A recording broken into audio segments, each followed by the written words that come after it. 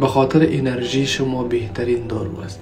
اگر انرژی شما کم است، قوت مدافعت شما بسیار زیاد ضعیف است و هر نوع مشکل کمبود ویتامین دی دارین و عضلاتتان ضعیف است، مغز شما، اعصاب شما درست کار نمیکنه، تمرکز شما بالای هر موضوع بسیار زیاد کم است، میتونین از این دارو استفاده بکنین.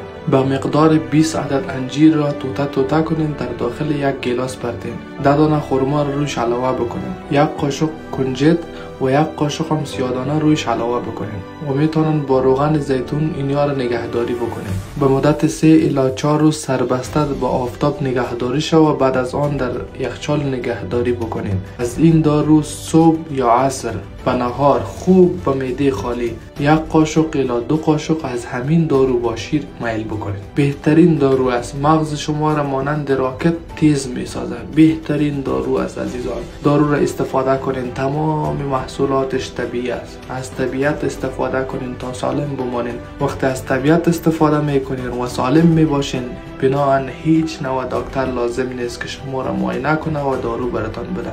دکتر آزاد را حمایت کنین.